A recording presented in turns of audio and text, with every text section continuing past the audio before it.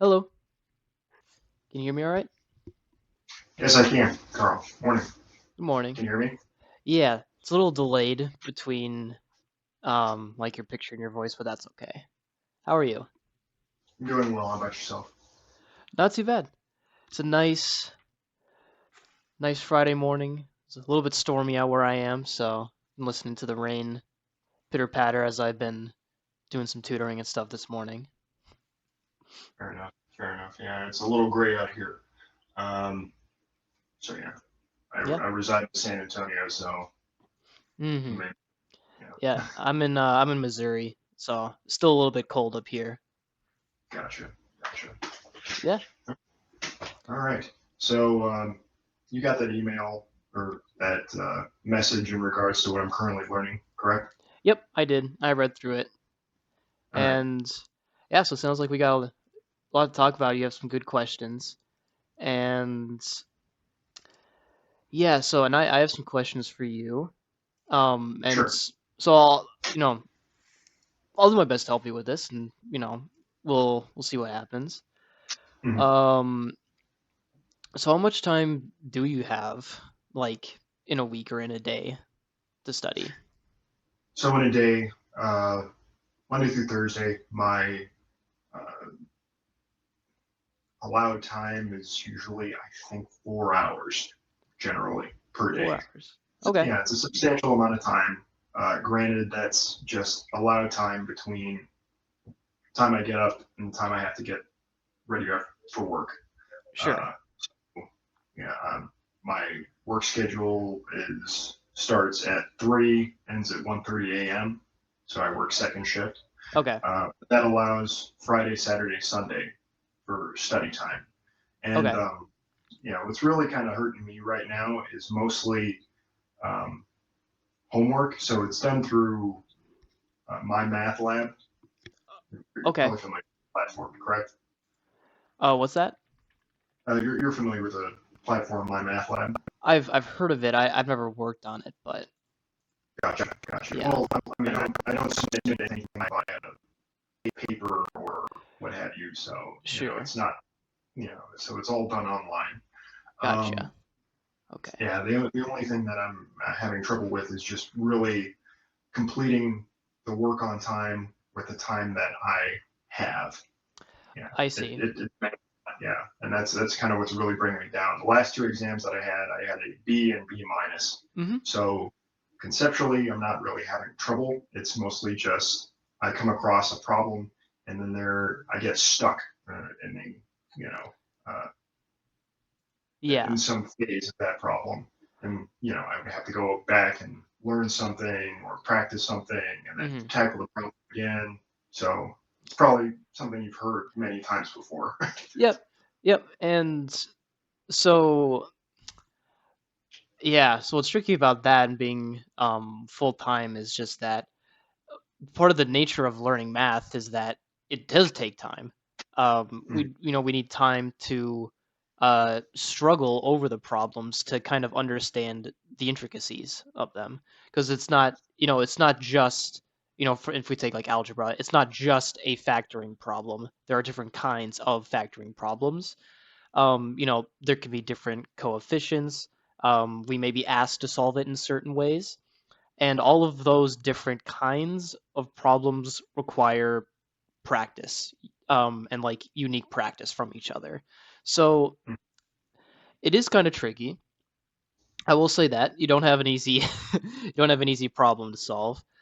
Um, what I will say is that in terms of learning, um, learning is best done in batches over time in like smaller batches. So I think you said is kind of how you do it now. Friday, Saturday, Sunday are kind of your main times you work on schoolwork. Yes. Yeah. So and then so you said you have like during the week you have like 4 hours or so before. Mhm. Okay. That's correct. Yeah. So let's see. How would I?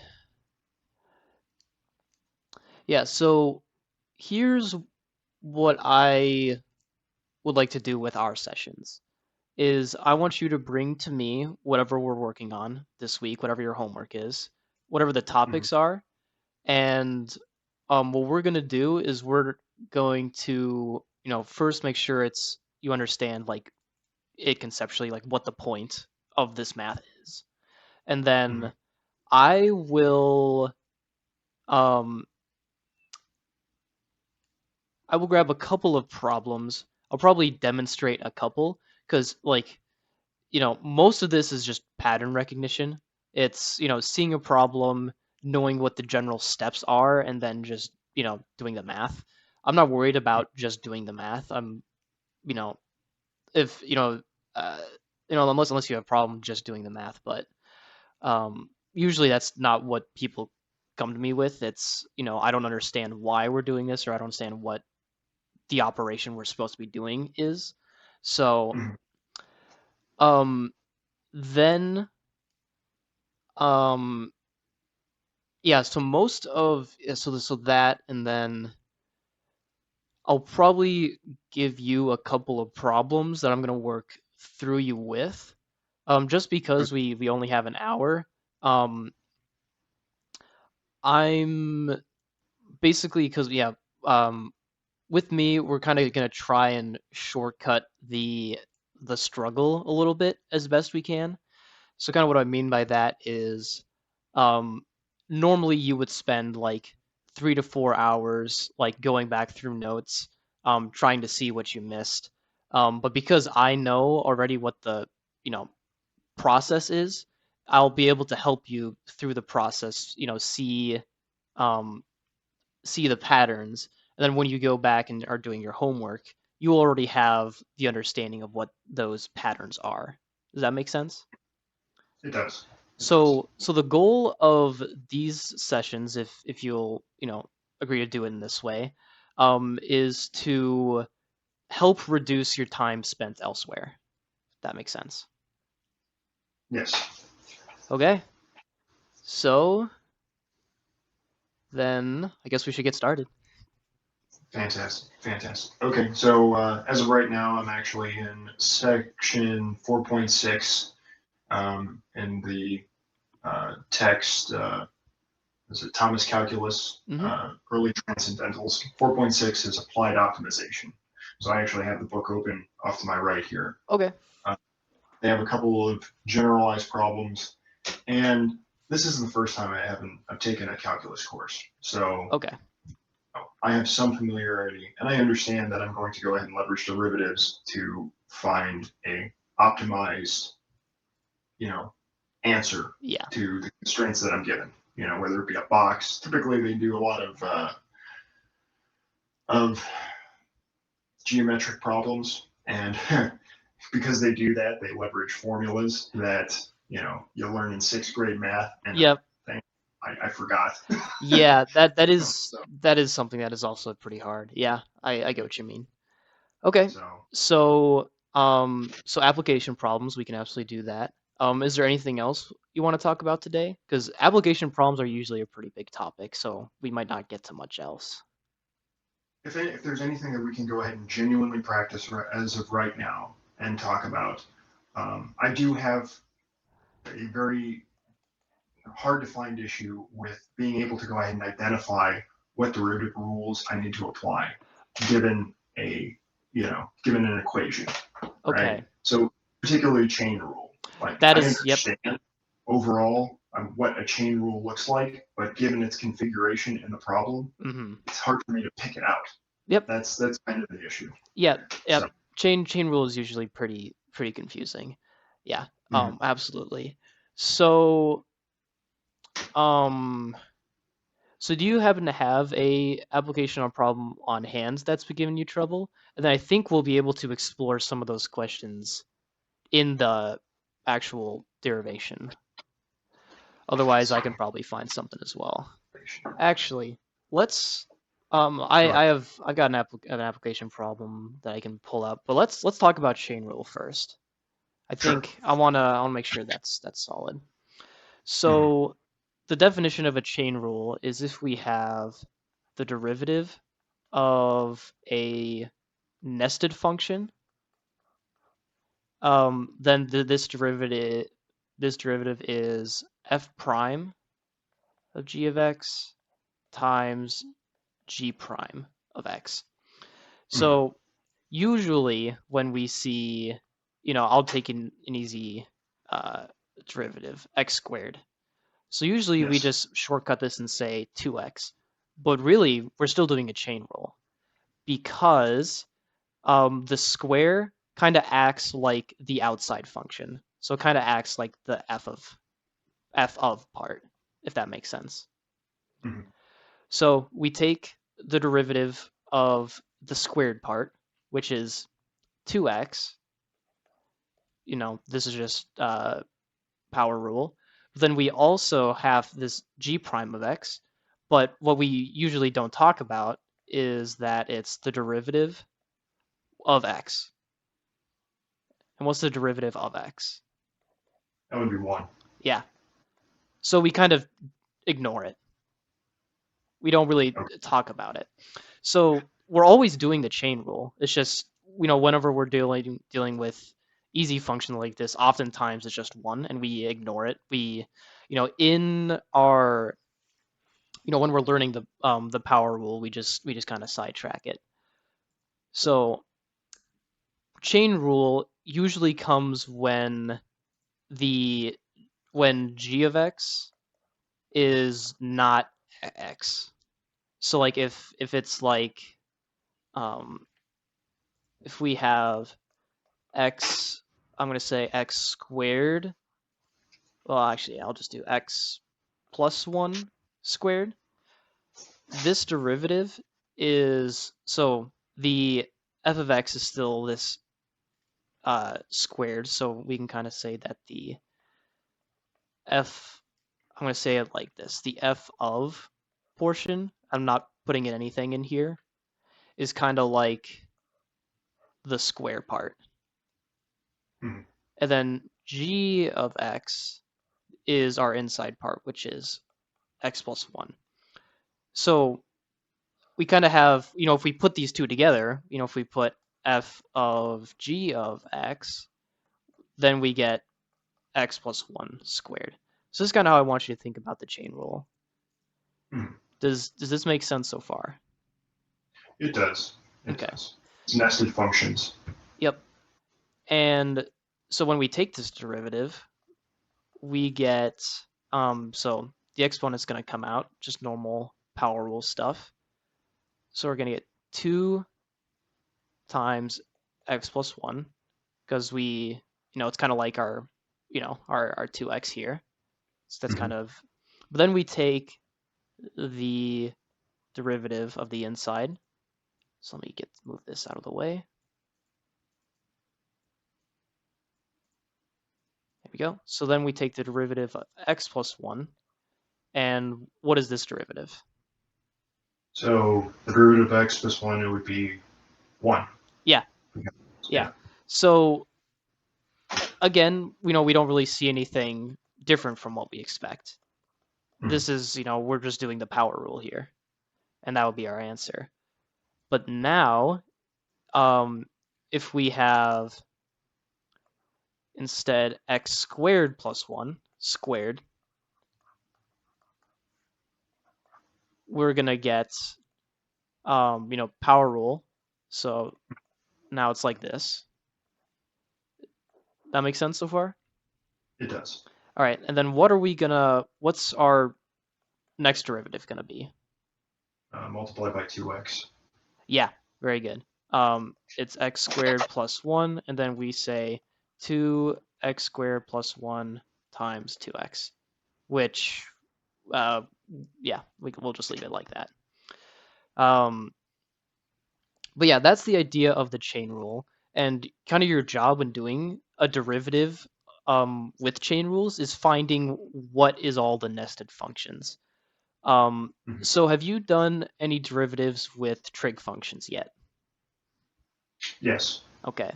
So I'm going to write out sine squared of x squared. I want you to kind of define for me where is all the nesting happening. It's like what aspects of this function is a nest, I guess, if that makes sense. It does. It does. Um, so looking at it, I want to say that the f of x, the outer portion of the nested function, would be sine squared, and then the g of x would be x squared. Mm-hmm. Yep, and that's all true, but we can kind of further nest it. So we can kind of think of this as there are three nests. So you're right. So there's the x squared term. So I'm going to say g of x is x squared. There is the sine term. So I'm going to say f of equals sine of. Then there's the squared term, which I'm going to say y of. Y of equals squared. So this square is being applied to the whole thing. So it's kind of like the outermost nest. So you can see that if we go y of f of g of x, it's a lot of nests, but we're going to get, squared, and then inside is the sine of, and then we have our x squared. Gotcha. Okay. Yeah. So oftentimes with trig functions, sometimes we'll have two, but sometimes we'll also have three. So the chain rule can go for however many terms. We can like keep nesting this, and then that just means we just do an extra derivative on the outside. So how this looks is, if we take this derivative, we get, so this is power rule. So it's going to be 2 sine of x squared. Then we take the derivative of the inside. So the inside of sine squared, x squared is sine of x squared. Good so far? Yes. Okay. Then the derivative, so I'm just going to write this out here. The derivative of sine is Cosine 2x. Is it negative or positive? I always forget my So- trig derivatives. I flip them. It is, so if it's cosine, it would be, should be negative. Hold on, I actually made some flashcards. Yeah. The derivative of sine is positive cosine. Yes. Yeah. So how it's going to look is it's going to be, so it's not going to be cosine 2x, because we're only applying the derivative to the outermost nest. So it's going to be cosine, and the x squared is going to be untouched. Now we apply the derivative to the x squared. Okay. So we first take the derivative of the outermost nest, and then we take then the next innermost, and then we're at our most basic part. And then this whole thing is going to be 2 sine x squared cosine x squared and 2x. Okay. Does So that that make was sense? This is actually like brand new to me. This is kind of a revelation. I've never had it explained to where I would go through and take the derivative of each individual term and then have the Yeah. derived equation just kind of fan out Yeah. in a chain, in a literal chain. Yep. Yeah. A little So straight. this is new to me. Yeah. Yeah. This is something that I didn't pick up before. Yeah. So glad we talked about this then. Interesting. Yeah. And yes, is there anything Okay. else I want to talk about with this stuff? How you write out your chain rule is really going to help you. So I want you to like write out like the d of dx each time. so you know what you're applying your derivative to. So like, you first apply it to the whole thing, sine squared, x squared. You look at the outermost nest, which is the squared part. You do the power rule there. You leave the inside. And then you have to do the derivative of the inside. So you kind of see that. Hey, Carl, can you hear me? Yeah. My audio is cut out Oh, on my end. okay. Hey, Carl, can you hear me? Yep, I can hear you. Can you hear me? Awesome. Yeah, so my audio is actually linked up to a Bluetooth speaker. You kind of cut out for a second. Sorry about that. Gotcha. No, it's okay. Yeah, so your derivative here, like the actual chain. So like this part Mhm. is the chain part of like the derivative. Will Okay. always be whatever is inside. So the next lower part of the nested function. So the square is kind of our outsidemost. Okay. So I want you to do a chain rule for me. So let's do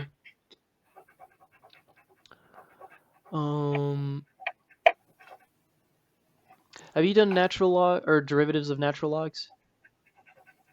Yes, I have. I haven't committed all the rules to memory. Okay. I understand there are specific circumstances where if I were to go ahead and multiply ln times e, it should come out to 1. Yep. But yeah, that's something I need to commit to memory as well. So Yeah. Okay. So let's do this one will be a little interesting.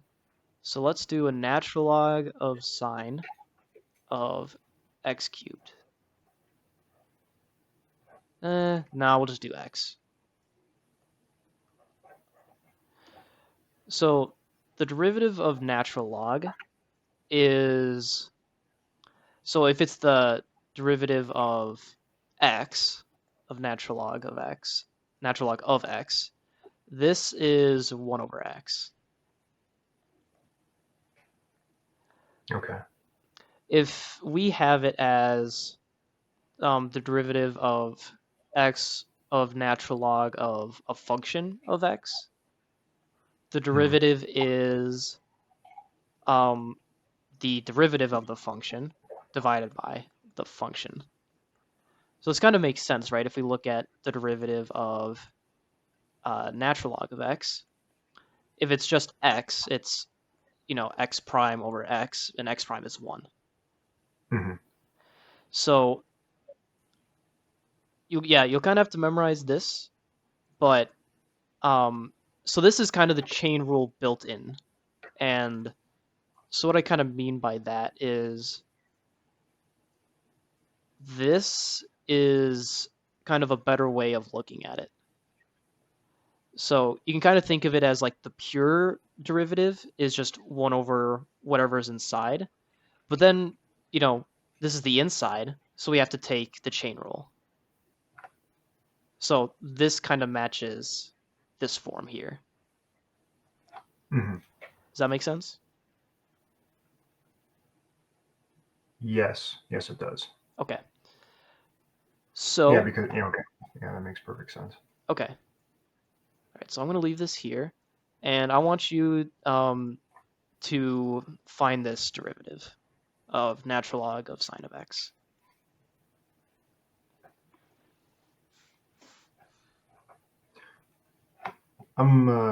This is my first time with this platform. I'm also able to go ahead and write on the whiteboard that's on the screen as well, correct? Yep. Gotcha. I'm going to work it on a sheet of paper, and then Go I'll right just ahead. write my answer. Yep. Yep, and you could also read it off to me. I'm on a drawing tablet. It makes things really easy for me. Same here. Oh, I also sick. have a Wacom tablet. Ah, nice. Connoisseur. Yeah. Yeah. I'm thinking about upgrading to the screen-based tablet. Mm-hmm. I draw in my free time. I don't know about you stuff. Yeah. I noticed that you.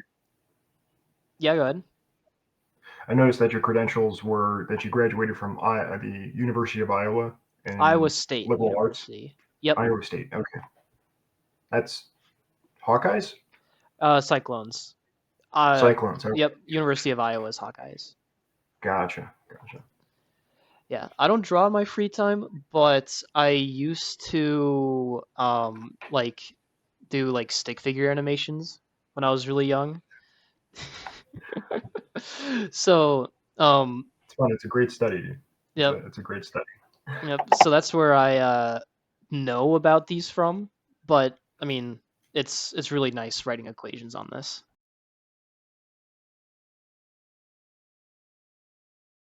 Okay. So yeah, I got cosine x in the numerator, hmm but I only had x in the denominator. I didn't have sine of x in the denominator. Okay. Yeah, so the sine of x is the inside function, so it's going to Hmm, be in the denominator here. Gotcha. Okay. Yep, and so this isn't like a derivative you like learn specially, but this happens to equal cotangent of x, which is pretty cool, I think. Yeah, let's do one more, and then let's move on to some application problems. Actually, this will be a good one to talk about. Okay, let's do square root of 2x plus, I'll do x squared again.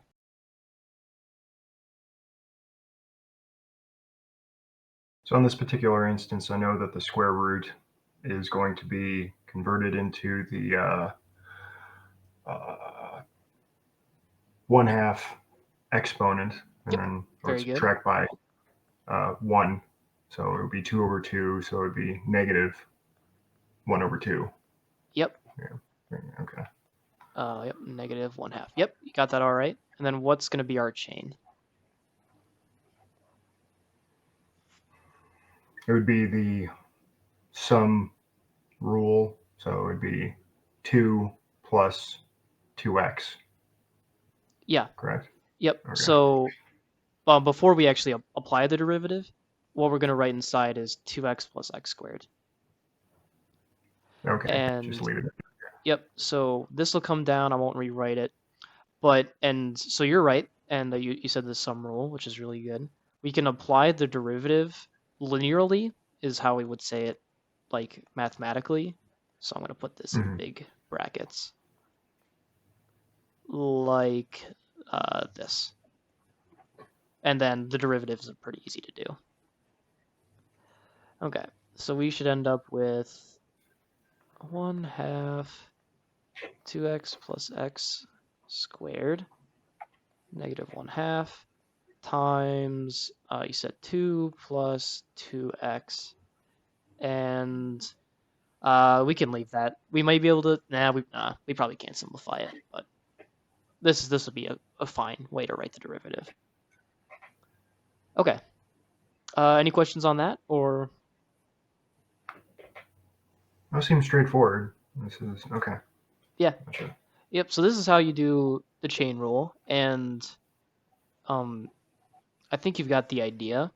So in the interest of time, let's move on to some application problems. And we may end up encountering the chain rule anyways. Mhm. Actually, I'm going to leave this here, and let's start a new page. There we go. So I saved all the lectures from my from my university days, and my Mhm. my professor would write out the problems. So let me know if you can't read any of this. Gotcha. Given 400 feet of fencing, what is the largest rectangular area pen that can be formed against a cliff? Okay, so only 3 sides of the pen need fencing. Yeah. Gotcha. So with these, I always like to draw a picture. I come from physics, so I'm always drawing pictures or force diagrams or whatever. So we got a cliff, Mhm. and then we have a pen, and only these 3 sides actually need fencing because it's a cliff. Nothing's Mhm. getting out of the cliff. So we have a perimeter, or well, yeah, we have a perimeter, but it's only going to be applied to these three sides, and we're tasked with finding the largest area. So I'll go ahead and demonstrate this one, just so you can see kind of the process. So Sure. we have 2 widths and 1 height. So that means our perimeter is going to be equal to 2 widths plus height, and this is going to be equal to 400. Does this make sense? Hmm. And what we know is that our area is equal to width times height. This is what we learned in 6th grade geometry. Yep. So now we're trying to maximize it, and so this is where calculus comes into play, because right now we've just been doing algebra. So I'll move this off to the side. So if we want to maximize area, we take a derivative and we set the derivative equal to 0. The reason why we do that is, so let's say we have a function, just f of x. I'm going to choose like a parabola just for the ease of access. So like say this is the vertex here. Hmm.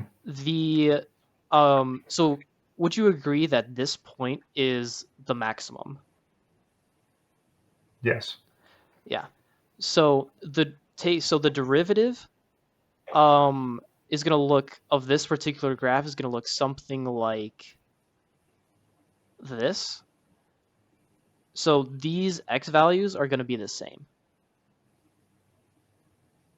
So what that means is if we take the derivative of f of x and set it equal to 0, this will tell us where the maximum point is.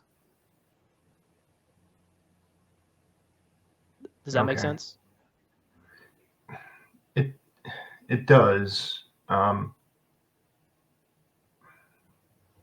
How does that relate to the intercept of the x-axis, though? Yeah. That's So how it works is, so the derivative is the change in slope, right? Mhm. So here at, I'm just going to pick this point. So at this point, it's, well, actually, this should be, I think I need to rotate. I think it should be like this. Yeah, it should be like this. This is how the derivative should look. It should be the other way around. But you see how this, so like if we choose this point, we have a tangent line here. Mhm. So this slope, if we were to think about it as like, y equals x slope, it's positive, right? Because it's going up to the right. And as we get closer and closer to the maximum, it's getting more and more shallow. You see that? Yes. So what that translates to in the derivative is that, we have a more, so it's positive because it's, above 0. Mhm. And it's still positive until we get to this point where it's 0, it's flat. And then as we Yes. get on this side, it's starting to decrease. So now it manifests as a negative number. And so that's kind of, so the derivative kind of tells us the direction of how the slope is changing, but it also has to do with the number itself. So if the slope of this line is 5, so we could say the tangent line is like 5x plus something. I don't know what that something is, but the important point is that it's the slope. This point here that corresponds with, so these have the same x value. This is going to be a 5. I said a lot, and I don't think my drawing is super pretty. So, would you like me to explain this more? I feel like I'm getting the gist of it. I understand. Yeah. So I would have the slope line, which is the derivative of the parabola. Yep. So, okay. Yeah. Gotcha. Okay. Okay. So do you understand it? Do you feel like you understand this? Because this concept doesn't ever go away. So I want to make sure that you understand this 100%. You can I'm say trying no. to figure out how to go ahead for Kind of. So this overall concept of tangents in relation to a curve, Hmm. I understand is the very fundamental theorem of calculus. Yep. So every derivative is going to be the tangent line in relation to a curve Yep. defined as it has in the original equation. Typically, when I'm faced with a problem, Hmm. yeah, it was just this statement of being able to go ahead and set everything to zero. Procedurally, I understand that's what you just kind of do. I don't understand how you arrive at this procedure of going at zero, which may very well be a very different topic overall. Um, No. We can talk about that. I want to find a good. I have like a graphing calculator that I'm messing around with. I want to find a good function to kind of explain this. Okay. So have you ever seen the sine graph? yes. Okay. So I'm going to share my screen with you. Okay. Have you ever used this program, Desmos? I have not. No. So this is just an online graphing calculator. You can literally just search up Desmos and you can graph whatever functions and it'll put it in. You could even do polar coordinates.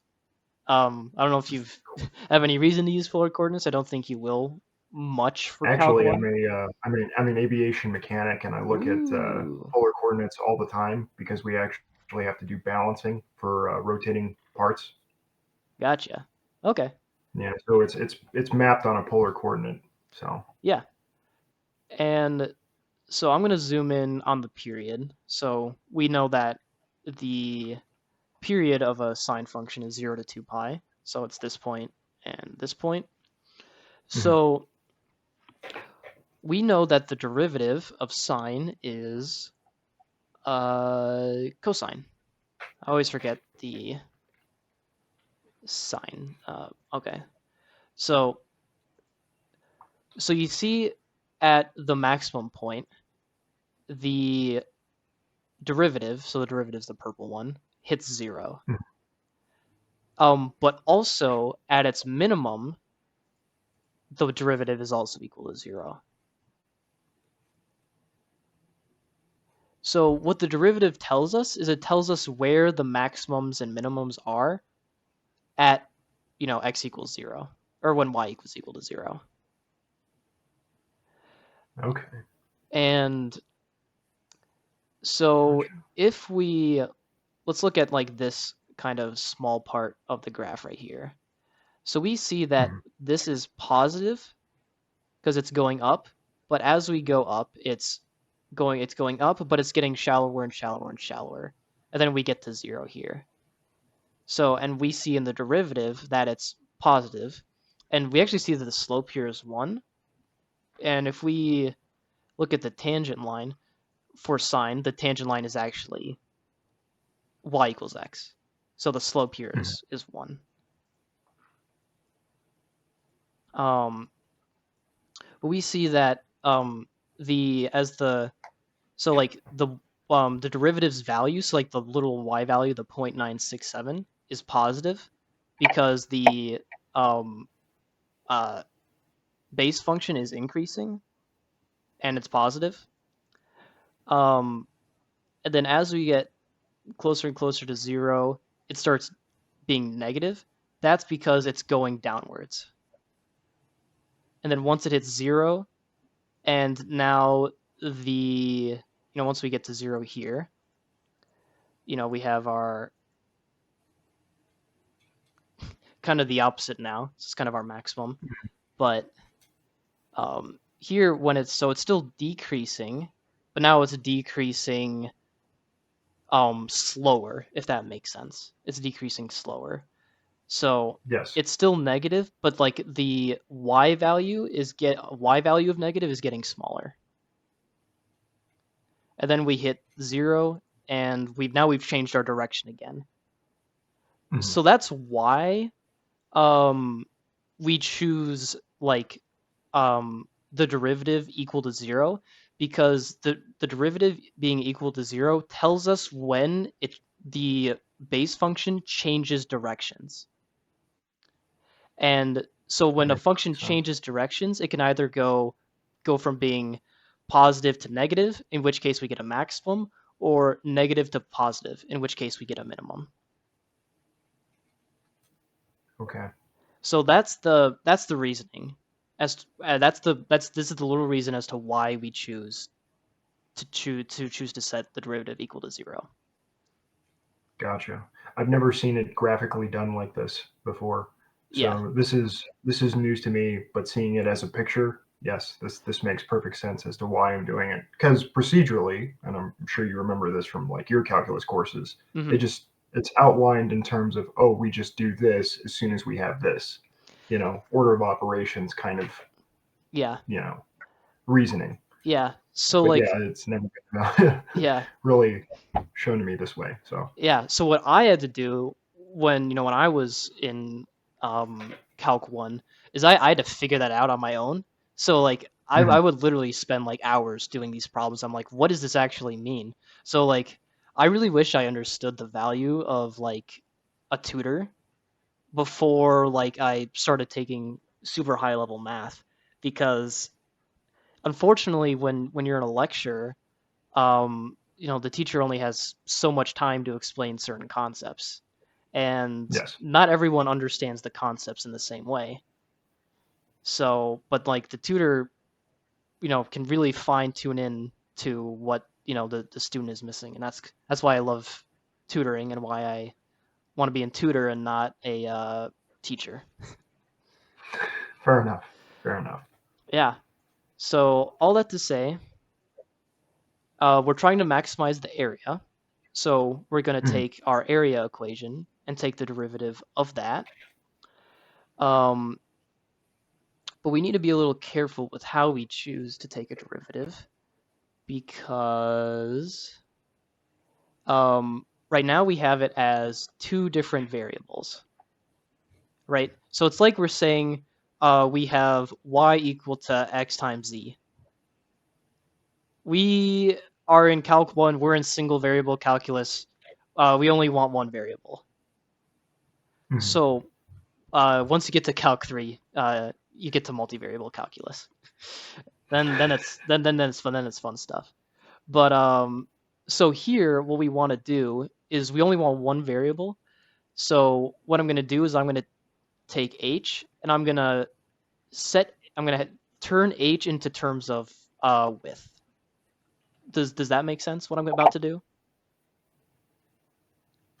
You're going to take h in terms of z. Is Um, that I'm going to take h and turn it into w. So we only have one variable. so you have a single? Okay, Yeah, and we're that going makes to sense. use this equation here. Mhm. So we have here, so we have 2w plus h equals 400. My tablet will draw properly. So we can set h equal to 400 minus 2w.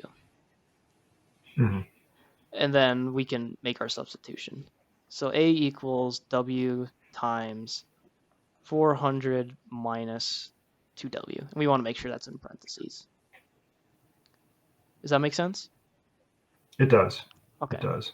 So now we have our stuff in terms of w. I'm going to go ahead and distribute this real quick. So we're going to have 400w minus 2w squared. We're going to take a derivative of this. So this is where things get a little interesting, because so we're used to seeing derivatives in terms of x, but this a is actually in terms of w, because that's the only variable we have. Yes. If so, like up here when we had a equals w times h, how we would write that is we would say it's a is in terms of w and h. So sometimes in physics you'll see like force is a component of distance and time, but that's multivariable stuff. But that's kind of like a real world application. Okay. But so what this means for us in this particular problem is we're not taking a derivative with respect to x, we're taking a derivative with respect to w. Because Gotcha. the function is in terms of w. So this is going to be a prime w is equal to, and what's the derivative of this? 400 minus 4w. Yep. Yeah. 400 minus 4w. So now what we're going to do is we're going to take 400 minus 4w, and we're going to set this equal to 0, because that's, what we talked about. Mhm. And we literally will just solve for w. So this is going to be negative 4 minus 400, w equals 100. So we know that the width of this pen is going to be 100 feet. That's our units. We're in feet. Gotcha. Okay. And we've actually already made our lives really easy because we said h is equal to stuff with w. So we can just make this substitution. So we have h is equal to 400 minus 2 times 100. And this is going to be 200. 200.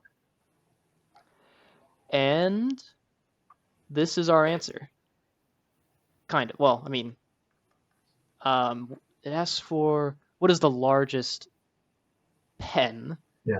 Okay, so we would say that the pen is 100 feet by 200 feet.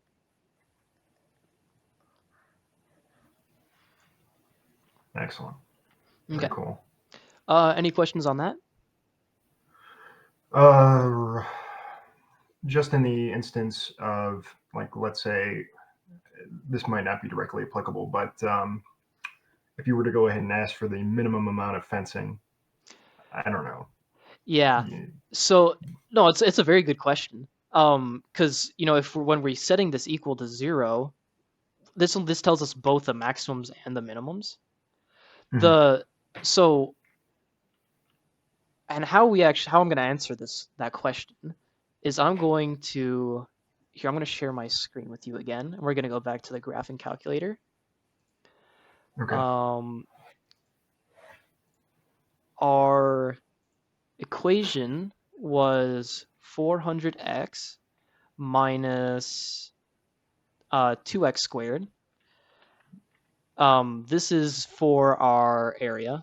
So it was 400w minus 2w squared, but Desmos doesn't understand w. Only understands x.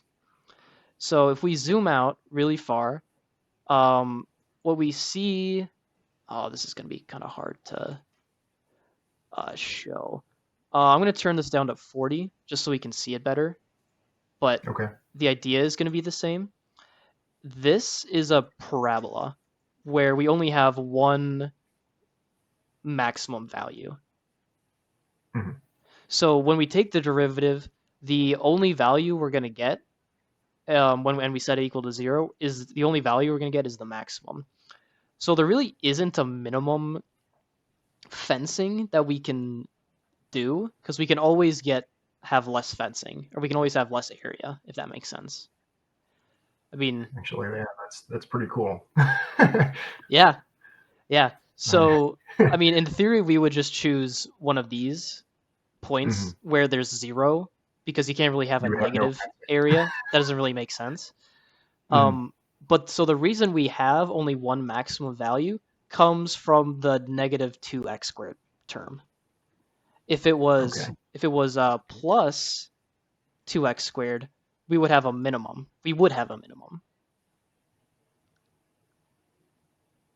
So it depends on the question and what the question is asking for, and when you're doing your math, it'll kind of fall into place. Like if it's a maximum or a minimum, you can check you can kind of figure it out based on what the equation is telling you, but you can also like check. You could find this point next to it and this point next to it, and then say, oh, since these points are greater or are higher up than this point is, this point must be a minimum. Mhm. And then the other way around, if you're still not sure about what if it's a maximum or a minimum, you could go here and say, okay, so my point is 200. The point to the left of it and to the point to the right of it are smaller, so it must be a maximum. Gotcha. Yeah. Very cool. Yep, so that's that.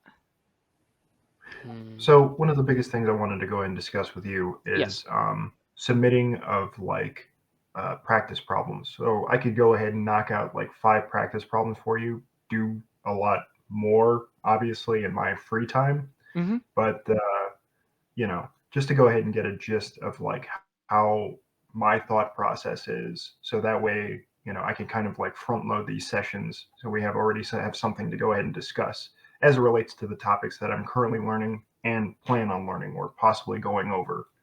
Um, is that cool with you, or? Yeah, that's cool with me.